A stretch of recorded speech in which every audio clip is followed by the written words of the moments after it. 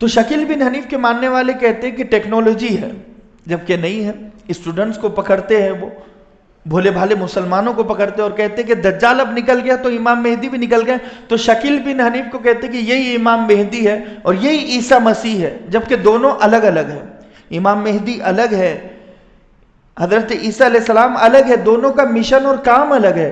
امام مہدی کا کام ہے کہ دجال سے لوگوں کو بچائے، اور عیسیٰ علیہ السلام کا کام ہے کہ دجال کو قتل کرے. دونوں الگ الگ کام ہیں. بات سمجھ میں آ رہی؟ تو لہٰذا دجال کی جنس کیا ہے؟ دجال انسان ہے. دجال ظاہر کب ہوگا؟ اصفہان ایران کا ایک شہر ہے، وہاں پر ایک بستی ہے، یہودیہ بستی کہتے ہیں. یہودیہ بستی سے وہ نکلے گا، دجال وہاں سے ظاہر ہوگا. تو اور دجال کی کیا کسی سے ملاقات ہوئی ہے؟ اس کو بھی ہمیں سمجھنا چاہیے. حضرت ابو تمیم داری ایک صحابی ہے جو پہلے عیسائی تھے، یمن کے رہنے والے تھے اور قبیلے جزام سے آپ کا تعلق تھا. تو یمن سے یہ نکلے اپنے ساتھیوں کے ساتھ ایک سفر پر، سمندری سفر پر، کشتی میں بیٹھ کر سفر کر رہے ہیں. لعب من البحر شہرا، 1 مہینے تک وہ سفر کرتے رہے اور گم ہو گئے. انہیں پتہ نہیں چلا کہاں سے کہاں نکل گئے. سمندر کی موجیں انہیں ایک ایسی جگہ لے کر گئی کہ جہاں انہوں نے ایک جزیرہ دیکھا، گنجان آبادی والا، اور وہاں پر ہریالی نہیں تھی، اور وہاں وہ اس جزیرے پر اترے. جب وہ اتر کر آگے بڑھنے لگے تو ایک عجیب جانور کو انہوں نے دیکھا، جس جانور کو حدیث میں جساسہ کہا جاتا ہے. جساسہ یہ جاسوسی سے ہے، یعنی کسی کی جاسوسی کرنا. یہ دجال کی جاسوسی کر رہا ہے، یعنی کون آ رہا ہے کون نہیں آ رہا ہے. وہ جانور کو جب انہوں نے دیکھا تو وہ خود بیان کرنے لگے اس پوری حدیث کو. حضرت ابو تمیم داری کہنے لگے کہ ہم نے ایسا جانور دیکھا جو ہم سے انسانوں کی طرح بات کر رہا ہے. کثیرت الشعر، اس کے بہت بال ہیں، آگے پیچھے کا اس کا سمجھ میں نہیں آتا کہ آگے کا حصہ کون سا ہے پیچھے کا حصہ کون سا ہے، اس قدر بال ہے. اس نے ہم سے کہا کہ تم راستہ بھٹک چکے ہو، تمہیں راستہ اگر جاننا ہے تو ایک شخص تمہارا انتظار کر رہا ہے. اب یہ ان کے ساتھیوں کو وہاں پر لے کر گئے. انہوں نے کہا کہ ہم نے دیکھا بیڑیوں میں جکڑا ہوا ایک شخص ہے جو ہٹا کٹا ہے اور جو ہائٹڈ ہے اور جو جس کا وحشت ناک چہرہ ہے، ڈراؤنا چہرہ ہے.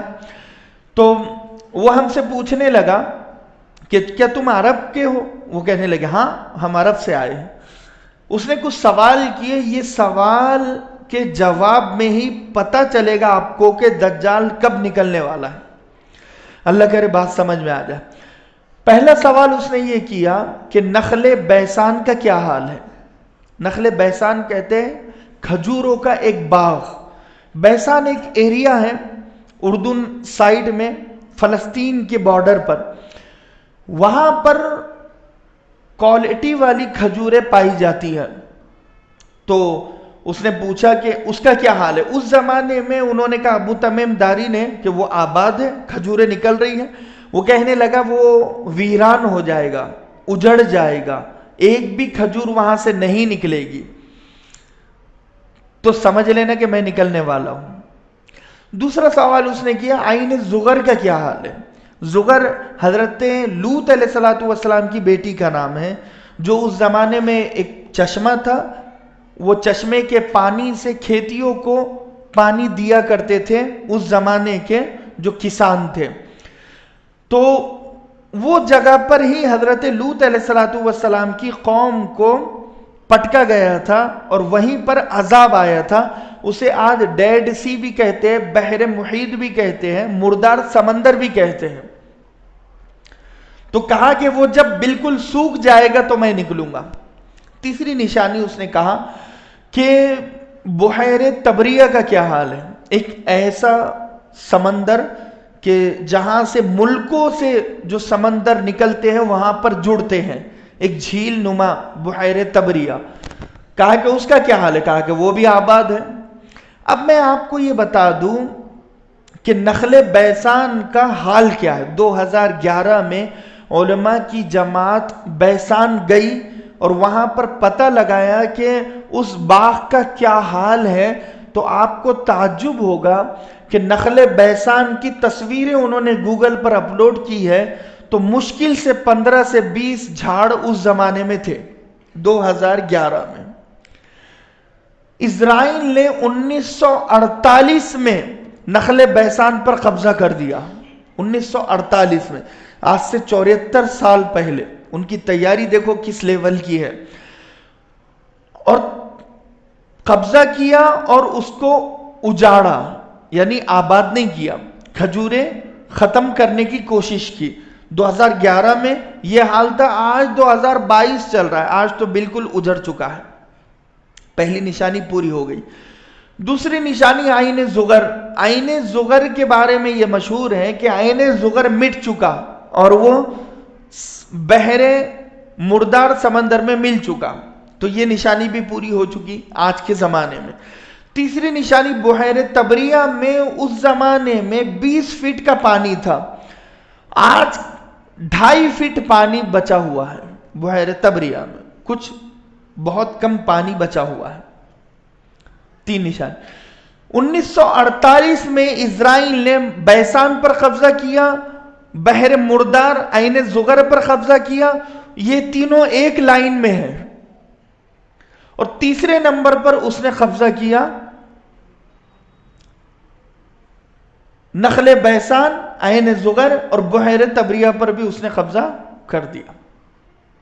یہ 1948 میں، 74 سال پہلے اس کی یہ تیاری تھی۔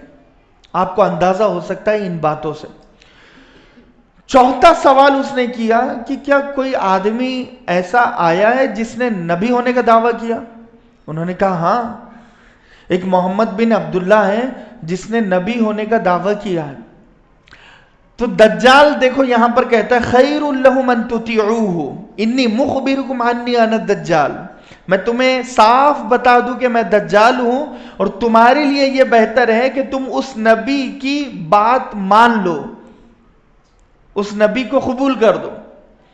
اب یہ حضرت ابو تمیم داری لوٹ کر مدینہ المنورہ جاتے ہیں، یمن نہیں گئے، اپنے گھر پر نہیں گئے، فوراً مدینہ گئے، اللہ کے نبی سے پورا واقعہ بیان کیا اور اسلام قبول کیا ہے۔